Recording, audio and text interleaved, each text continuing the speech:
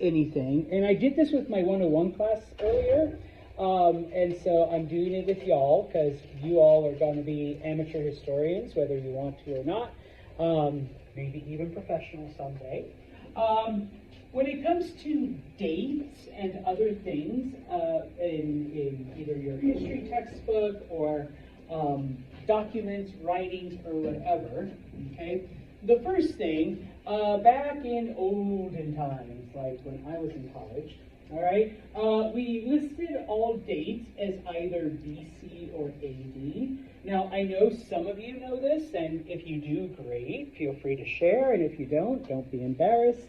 But what does BC stand for? Before Christ. Okay, so things happened before the life of this person named Jesus. Okay, what does AD stand for?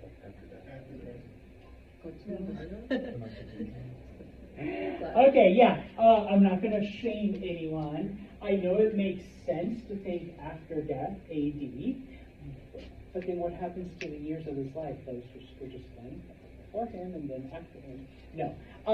AD, and someone said it, so I think someone went to Catholic school, stands for Anno Domini, which is Latin for the year of our Lord. Okay, I know it's shorter in Latin. All right. I don't know. You Italians or Catholics should know that. Frank's like, I don't know either. All right. But in this case, yeah, Anno Domini. Now, why is it different? They have changed this up because that is obviously a very Christian-centric thing. And just FYI, most of the world isn't Christian. Okay, it's not.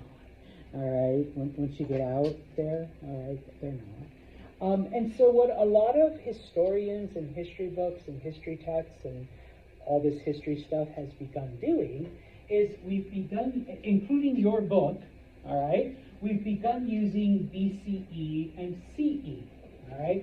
BCE stands for before the Common Era, and CE stands for the Common Era.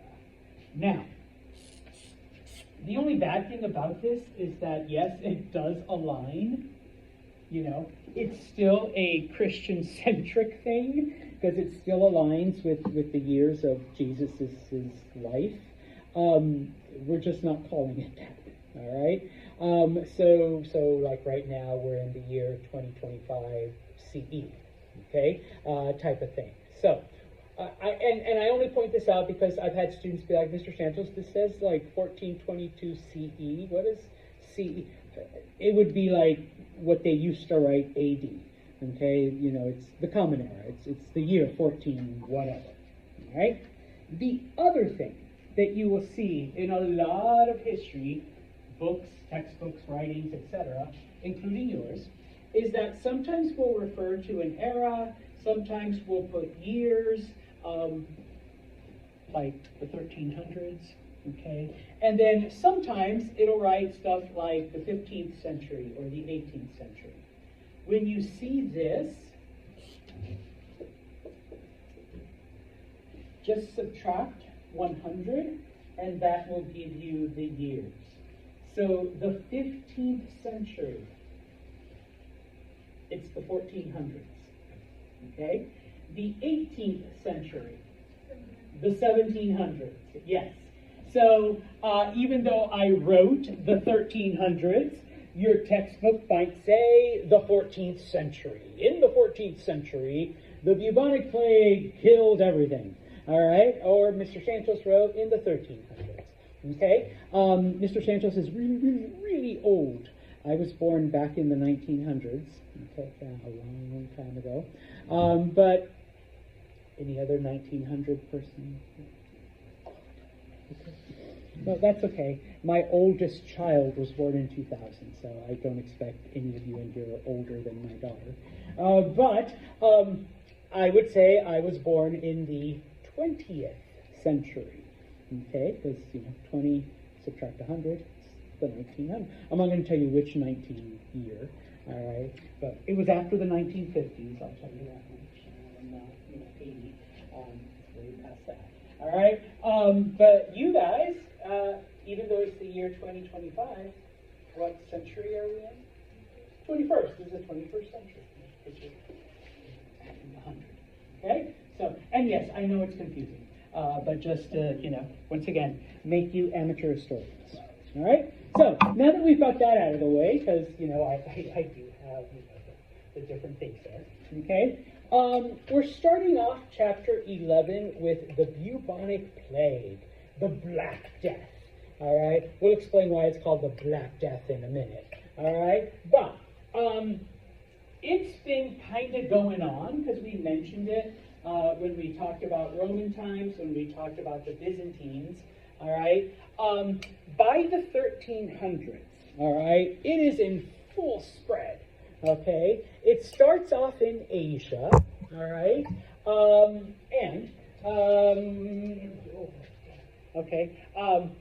how does the bubonic plague spread?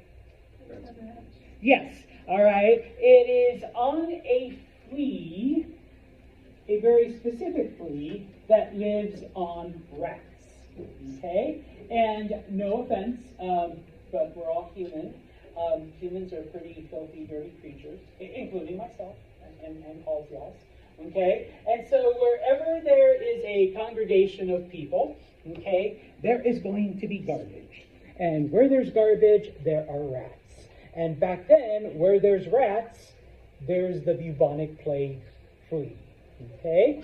And so, during the 1300s, it starts in Asia, it starts in China, and with the migration of people, and in this case, along the Silk Road, all right, Silk Road was that, path from China to Europe where, trade and goods and merchandise and silk was transported back and forth. Obviously, not just goods, not just religion, but rats too.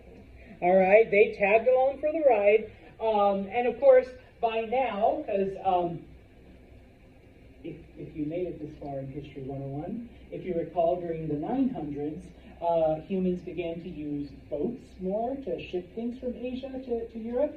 And yes, the rats got on the boats too and went along for the ride. And so we end up having the plague spread all the way to Europe. By the end of the 1300s, and we obviously don't have an accurate tally because it was just so hard to keep track, anywhere from 25 to 65% of the population was dead. Okay, so I know most of y'all lived through COVID, and we experienced all the fun stuff from that. But imagine if over half of the population, sorry, you guys are unalived, and all I had left was these guys right here. Okay, that's what happened worldwide. Okay, number one. Okay. Number two, of course, nature just had to step on in, and around the year 1310, the Earth experienced a mini ice age, a cooling period. It snowed up there in New Orleans. Okay.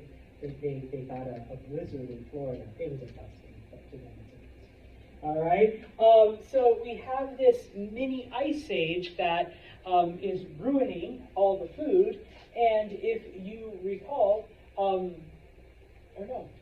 my former students, if you recall, more food equals more people. Well, the opposite is true. What happens when there's less food? Less people, yeah. Okay, so people are dying because of the plague, people are dying because of the cold, so that means there's less food, so more people start dying, so that means there's less people to work the farm, so that means there's less food, and then there's less people, and the cycle. Oh, and by the way, we're still getting bitten by the fleas. So, so more and more people are dying. We have famine, we have plague, we have everything going on. Okay? Now, I already put here how it went, don't need to go through that again, rats, fleas, etc. Okay? And just FYI, because I actually had someone be like, wait, but, why didn't it kill other animals? who understands bacteria and viruses and whatnot. It affected humans. Yes, the rats got bitten by the fleas, but it didn't give them the plague. But once a human got bitten, you got the plague. All right, it's just one of those things. Now, it was pretty quick. You're deaf, but not pleasant. I promise I don't have it. I had whatever flu bug was going around last month, and my doctor's like, "Oh yeah, you're gonna have that nasty cough for like a month." So I'm still coughing. Dylan's like, "Stay away from me, dude." Anyone else have the flu? Like, it's a nasty. Seriously, my son had it too. He slept one time for like 18 hours. He never sleeps that long. Okay, I was just like, dude, is he still alive? He was. But yeah, no, it was a nasty bug. But anyways, you end up coughing blood. The reason why it's called the Black Death is because you end up getting these sores, these pustules, and the pus explodes out, and what's left are these black, like, holes. And once the pus, you're gone. All right, yeah, once you see the black stuff, your flesh is fine. That's it. You've got like a day or two. All right, and so yes, that's why it was called the Black Death. Okay, because you end up with these black sores. Your flesh is literally dying, eating away. Okay, and then you're gone, and they throw you out into the street. Okay, so yeah, we're going to still talk about it. All right, it starts in the 1320s in China. Okay, and as I mentioned, okay, people traveling along the Silk Road. We begin to see it spread into those areas, into those towns, into those population centers. And then, of course, because shipping was also an important part of trade by now, they're sneaking on the boats, they're sneaking on with the cargo, and yeah, okay, so that within 20 years, okay, which when you think about it, they're just going like overland in wagons and on boats. So 27 years. Not that long for it to go from China to Italy. Why Italy? Because that's where like all the boats ended up. That's where like, the major trade centers were during the 1300s. Okay? Now, we talked about at the end of chapter 10, those of you that had history with me, and if you didn't, at the end of chapter 10, we talk about the Mongols and Genghis Khan and the conquest of like a quarter of the planet. All right, and there were different things that stopped them. Eventually, they were great conquerors, but pretty bad rulers. All right, so that was one of the things. The people that they conquered, they all banded together and rose up against the Mongol overlords. The old saying, "The enemy of my enemy is my friend." And so groups of people that had previously fought each other now had a common enemy. But probably the biggest thing to affect the Mongols, and what made it easy for these other groups of people to unite against them, all right, is that many of the Mongol warriors were affected by the plague. Okay, it started off in China. The Mongols were ruling over China, so it's reasonable to assume that they caught the plague, and as they went on their conquest, they also transmitted, the plague to other people.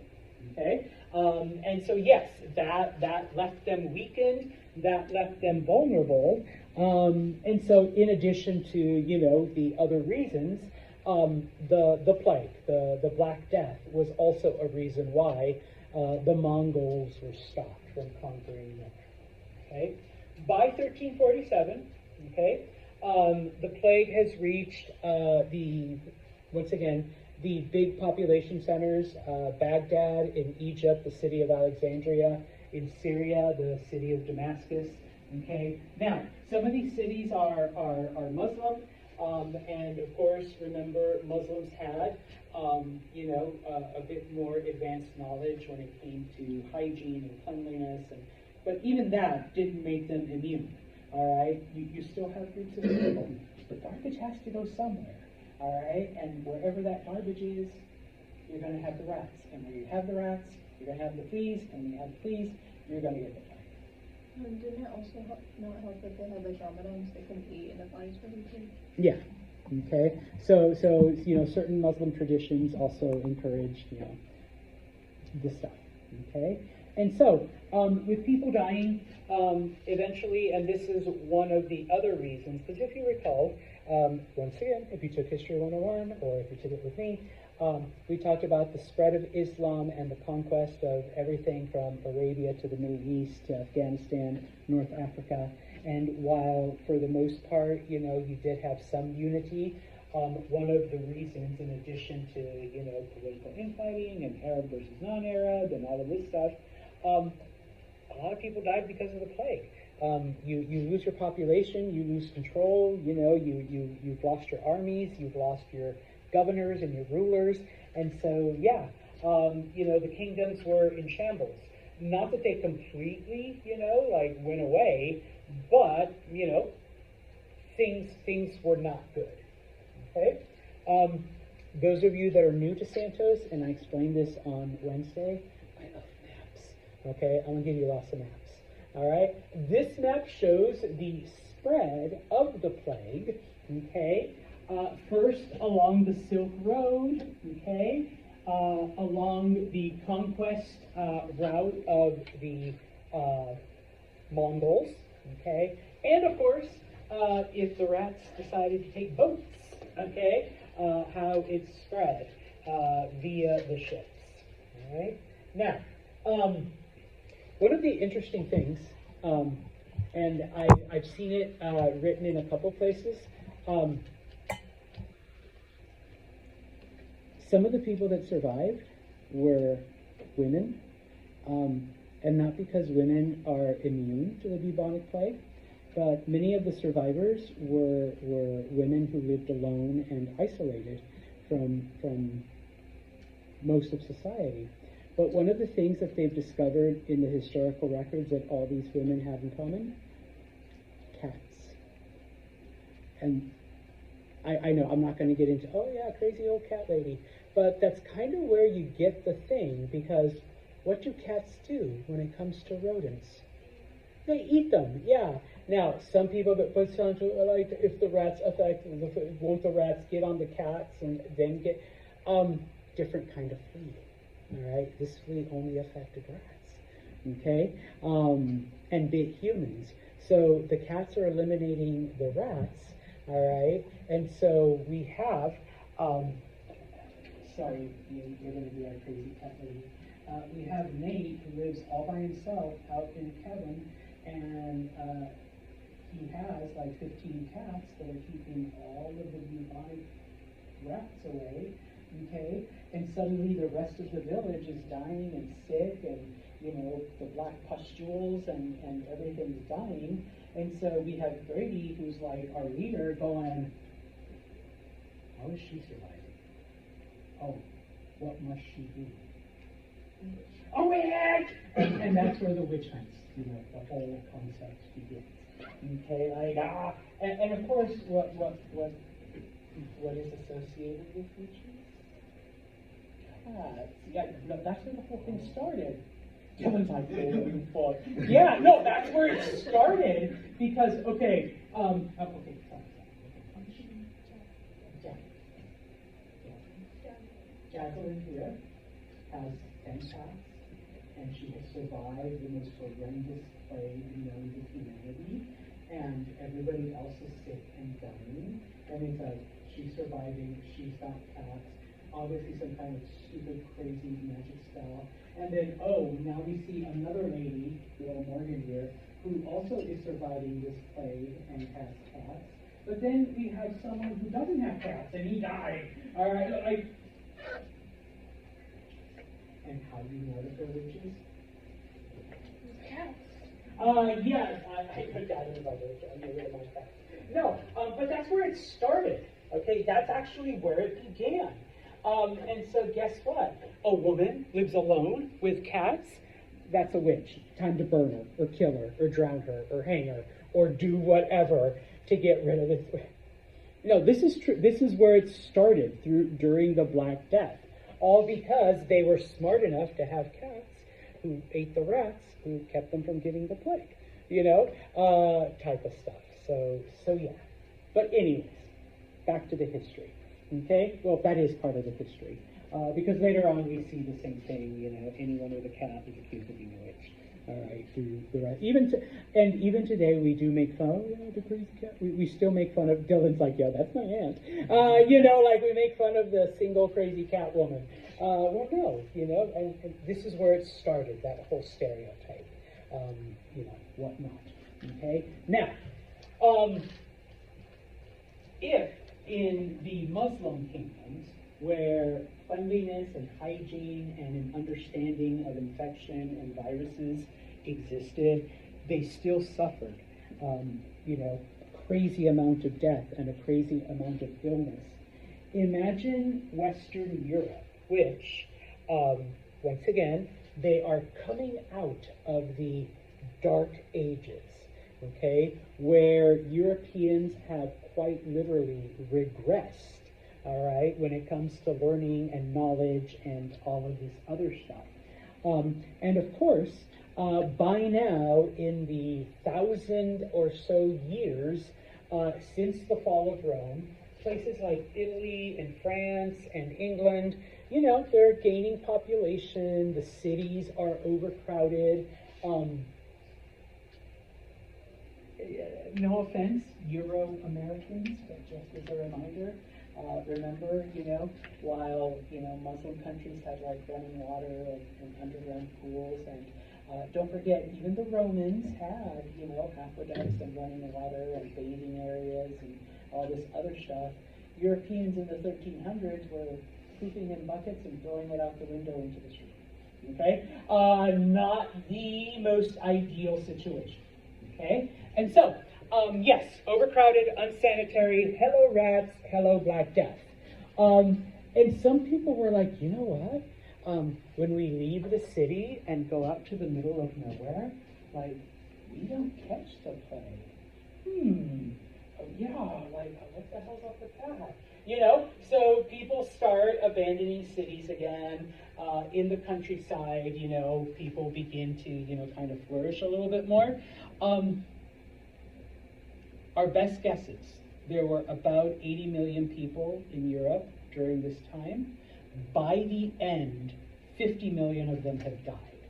Okay, so we have more than halved off the population, okay, of Europe when it comes to the Black Death.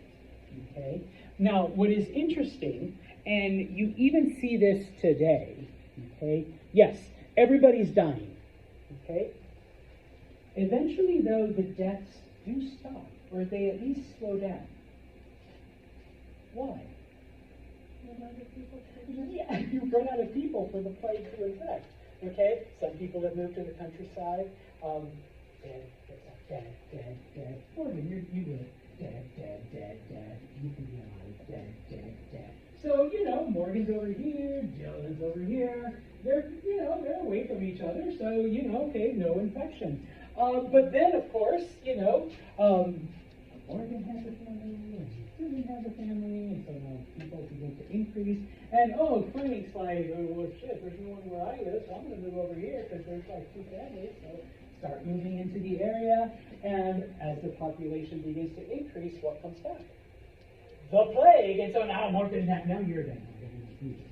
And so, it kind of goes in swings and bounds and whatnot. Okay? Eventually it doesn't die out completely. It slows down to the point, because it isn't until the advent of not vaccines, but the advent of science, realizing we need to get rid of those fucking rats. Okay? It isn't until humans discover that the bubonic plague is truly eliminated. All right, which they're not going to discover until at least the 1700s, unfortunately. But we don't see an outbreak the same way because, thankfully, Europeans begin to understand, hey, let's take a bath more than once a year, and let's not throw our poop in the street, and, let's not let our garbage pile up, and let's move it, let's burn it and move it somewhere else, type of thing. All right? By 1450, less than 25% of the population of Europe was left. Okay, Europe was practically abandoned. Okay, and of course, when stuff like this happens, and we saw it during COVID, there's like two big reactions. Number one, people turn to debauchery. Fuck it, we're all gonna die. Okay, let's drink, let's party, let's do whatever. If you guys did that during COVID, no judgment. All right, yeah, Santos had one or two wild nights. All right, that's, we catch it, we catch. Although I am happy to say, I am still a COVID virgin. I never caught it. No, I swear. I thought I had it when I got this flu. I'm like, holy shit, I finally got deflowered, No, took 2 tests, negative. It was just the flu. I'm like, how have I survived 5 years without ever catching COVID? Anyone else here COVID virgin? Okay, yeah, you guys are like, we need to get together and see what we've done. All right, that we never caught it. All right, other than wearing masks and all of that shit, I don't know. There was a while, I know, I was freaky. I wasn't one of the people that wore like the weird shit, but I'd wear like 2 masks or something like that. Or like I'd see someone and I'd be like,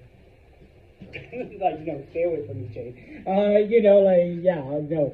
6 feet, no, we're gonna make it 12. All right, we're keeping apart. But some people turn to we're all gonna die anyways. Let's get drunk. Let's do all the stuff. Let's, the coke, the blow, the everything. We're just partying because, if the Black Death doesn't kill me, then, the meth will, whatever. All right? No, some people take that attitude. All right? And whatever. And then, of course, you go to the other end of the pendulum and you turn to God. You become so ultra mega religious.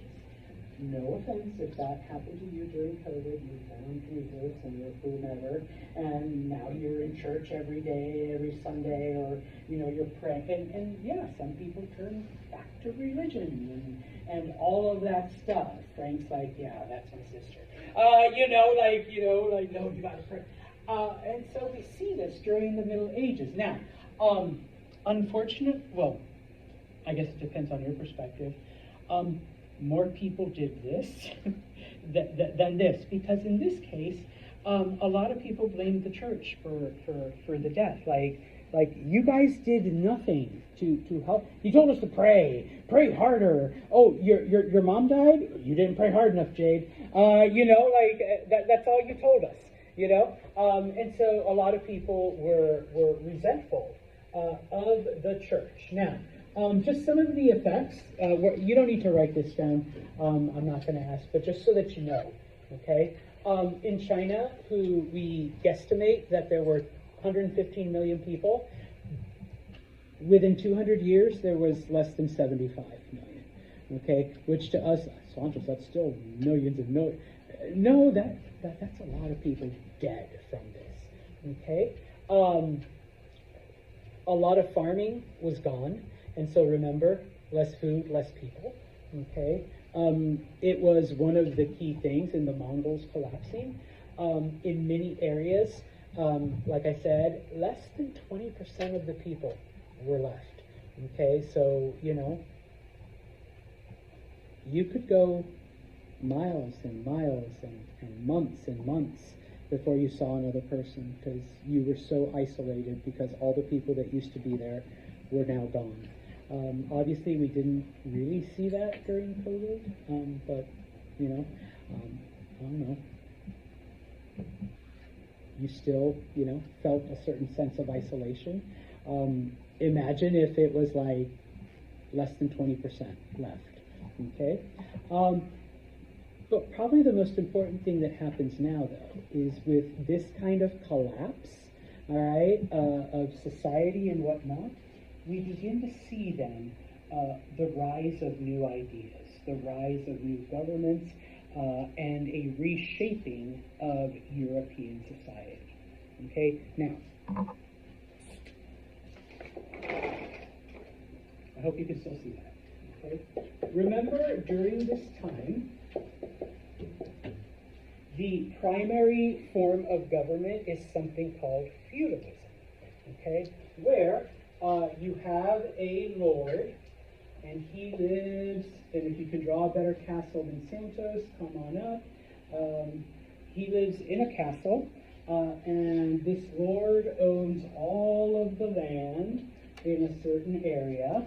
And of course, you have peasants who work the land, okay, and they pledge their loyalty to the Lord. They're allowed to live on the land and work it and whatnot in exchange for payment, and the Lord gives in return protection and help and whatever.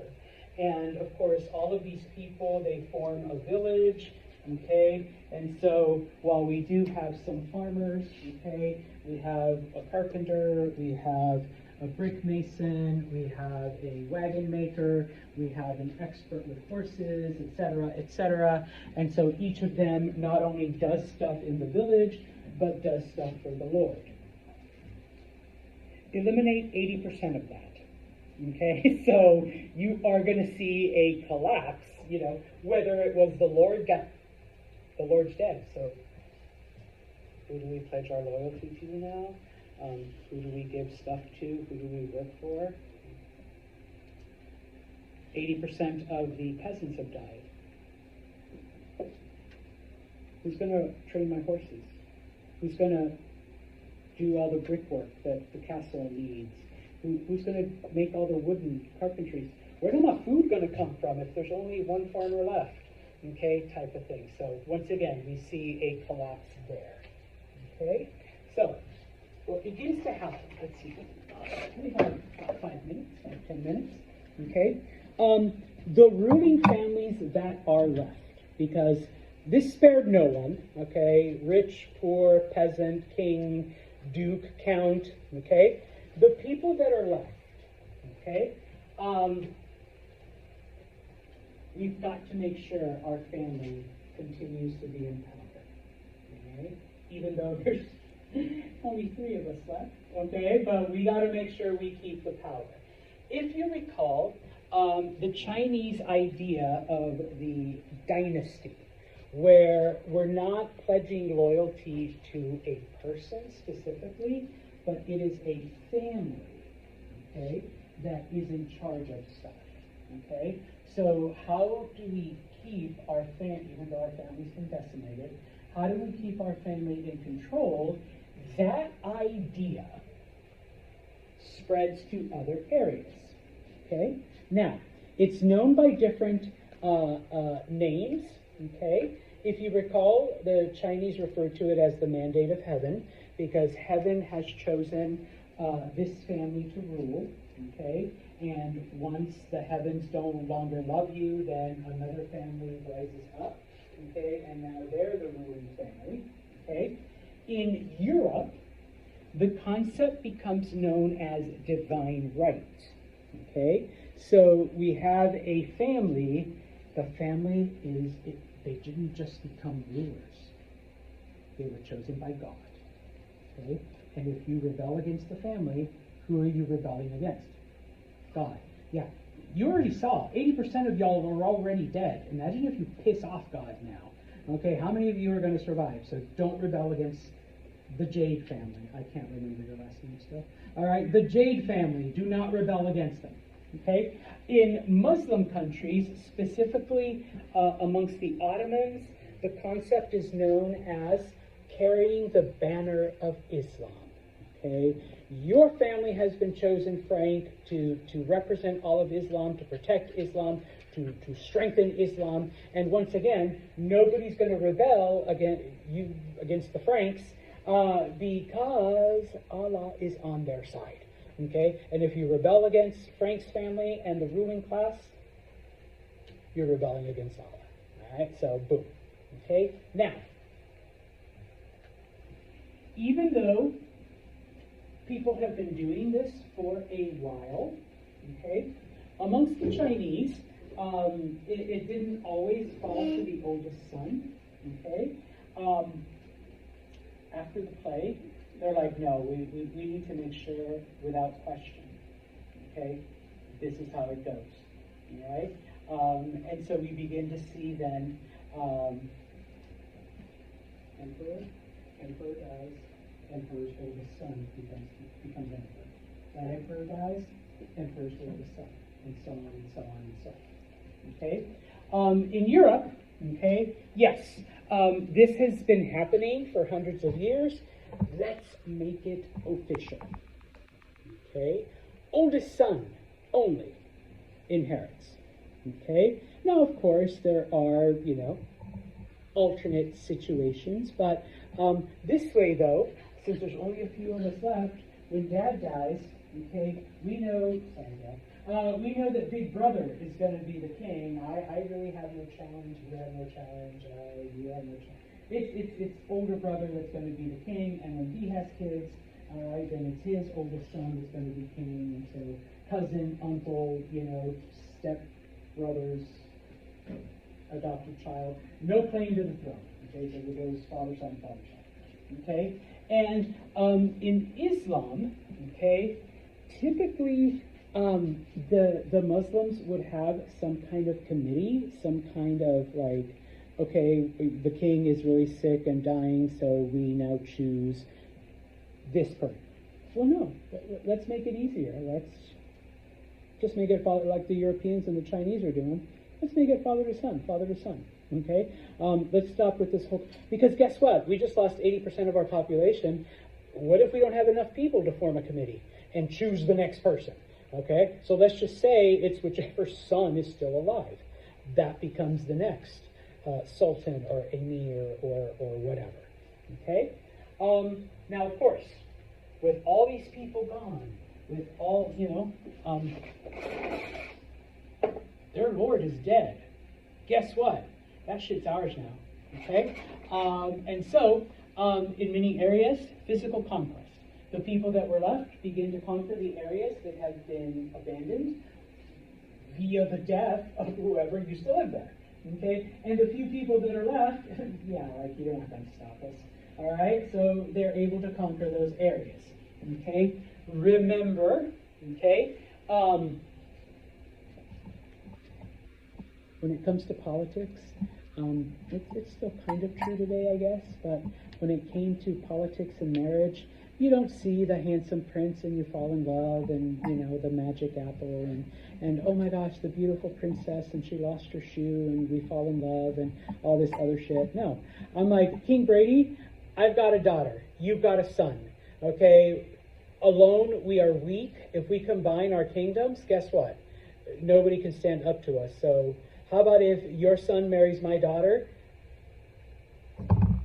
And so now our grandson, whoever's their first child, will unite our two kingdoms, and that will be the most powerful kingdom in the area. And nobody will stand up to us. And we're like, all right, deal. Boom. And, a couple years later, my poor daughter and his poor son, first marriage, boom. Okay? And we see this happening throughout Europe.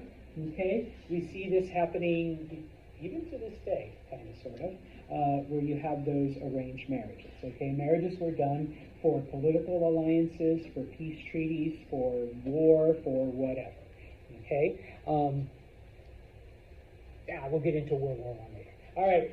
And of course, now that we've solidified our power, now that we've designated our succession, now that we've united with other kingdoms and conquered, abandoned land, let's make sure that nobody challenges us.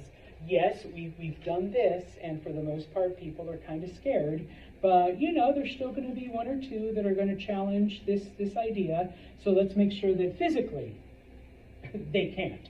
All right, so let's rebuild. Let's have an army. Let's, put these things into place that says,